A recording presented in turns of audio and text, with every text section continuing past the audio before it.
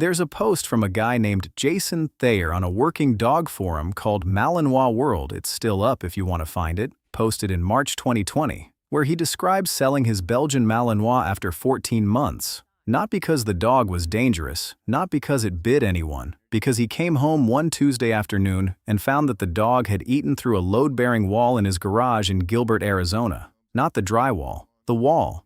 His post wasn't angry. That's the thing that got me. He wrote, "I bought a Malinois because I wanted a serious dog. I just didn't understand what serious actually meant."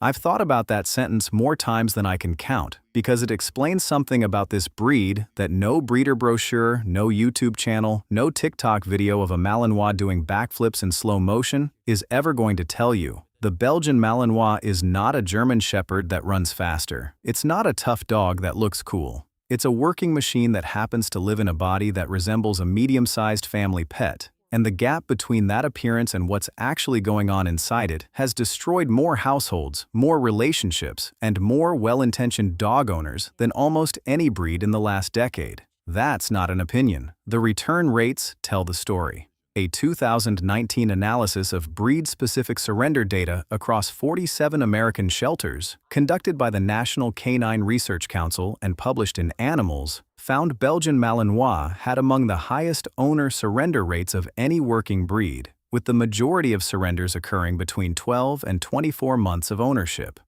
The reason listed most frequently wasn't aggression, it was unable to manage. Owners got a puppy that was fine, brought it home, watched it transform into something that needed 4 to 6 hours of serious physical and mental work per day and couldn't keep up. 4 to 6 hours, every day. Not a walk, not fetch in the backyard, actual structured activity, training sessions, bite work, tracking, agility, or equivalent stimulation. The Malinois was bred in the Malines region of Belgium in the late 1800s, specifically as a herding and protection dog for Belgian farmers, and the Belgian Shepherd Club that formalized the breed in 1891 was selecting for one thing above everything else: drive. The willingness to work without stopping until the handler calls it.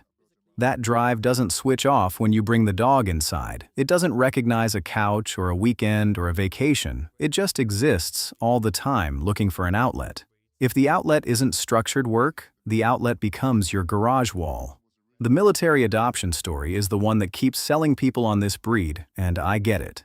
Cairo, the Malinois who deployed with SEAL Team 6 on the Bin Laden raid in 2011, is probably the most famous working dog in the world. The breed is used by the Secret Service, the Belgian Federal Police, the French GIGN, and somewhere in the neighborhood of 30 NATO military units as their primary working dog. It can be trained to rappel from helicopters, detect specific chemical compounds at concentrations humans can't measure, and hold a bite under conditions that would make most dogs disengage. That's all true. None of it is relevant to owning one as a pet. The Cairo story specifically has sent thousands of people to breeders looking for a piece of that capability.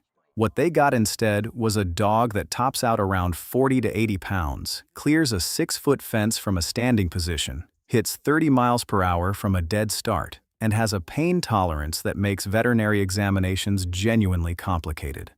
The Belgian Veterinary Association published guidelines in 2018 specifically addressing sedation protocols for Malinois in clinical settings because the breed's stress response under physical restraint is so elevated that standard sedation doses are frequently insufficient.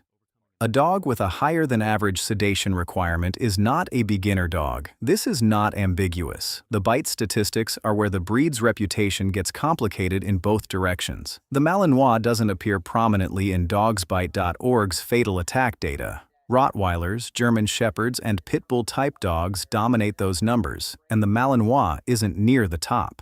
That's partly population distribution. There are simply fewer Malinois in American households than German Shepherds. What shows up in emergency veterinary data and in police incident reports is different. The American Veterinary Medical Association's 2018 workshop on breed-specific behavior noted that working-line Malinois involved in bite incidents show significantly higher bite pressure consistency than most other breeds, meaning when a Malinois bites, it doesn't release until it decides to. That's a trained behavior in working dogs. In an untrained pet Malinois that's been understimulated and overstressed, it becomes an unpredictable one. I want to be honest about what that means for the intimidation question. Whether a Malinois scares a trained attacker. The answer is yes, more reliably than almost any other breed, and for one specific reason: the pain tolerance. Trained attackers who work with bite protection gear in scenario training report consistently that the Malinois doesn't recalibrate when it gets hit, it doesn't pause, it doesn't release and reassess, it just continues. That quality, which makes the breed extraordinary in military applications, is the same quality that makes it so difficult to manage in a household that hasn't built the infrastructure to handle it. The dog doesn't distinguish between a training scenario and a real one. That's the whole point of how it was bred. The health side of this doesn't get enough coverage, and I'm going to say something petty. I think breeders underreport it because healthy-looking athletic dogs sell better. Malinois have a relatively low incidence of hip dysplasia compared to German Shepherds, roughly 6.2% according to the Orthopedic Foundation for Animals, versus 19% in Shepherds. That's genuinely good news. What's less discussed is the breed's elevated rate of progressive retinal atrophy, a degenerative eye condition that can lead to blindness and appears at higher rates in working Malinois lines according to a 2020 survey by the Malinois Health Foundation. They also carry a higher-than-average rate of epilepsy. A 2017 University of Helsinki study tracking epilepsy prevalence across 22 breeds found Belgian Shepherds, including the Malinois, with a prevalence of 9.5%, the highest of any herding breed evaluated. A dog that's going blind and managing seizures while also requiring 4 hours of structured daily work is not a worst-case scenario for this breed. It's a documented possibility that anyone buying one needs to price into the decision. Puppies from reputable working kennels run $2,500 to $5,000. Fully trained protection dogs from sport or military bloodlines start at $15,000 and go considerably higher. The training cost on top of that, if you're doing it properly with a qualified Schutzhund or IPO trainer, runs $200 to $400 per month ongoing. That's before veterinary costs, which for a breed with elevated seizure and eye condition risk trend high across a 12 to 14-year lifespan. Jason Thayer in Gilbert ended his post with something that stayed with me. He said he didn't regret having the Malinois for those 14 months. He said it was the most present he'd ever had to be in his life. The most focused, the most structured, the most deliberate about time. The dog demanded all of it and gave nothing on days when he didn't. He rehomed it to a search and rescue trainer in Tucson, who had 3 other working Malinois and a training facility on 5 acres. He said the dog didn't look back when it left. That's not a criticism of the breed. That's just what it is. The Malinois doesn't particularly need you. It needs the work. If you happen to also provide the work, it'll be the most capable animal you've ever been around. If you don't, the garage wall goes first. Usually, it's the garage wall.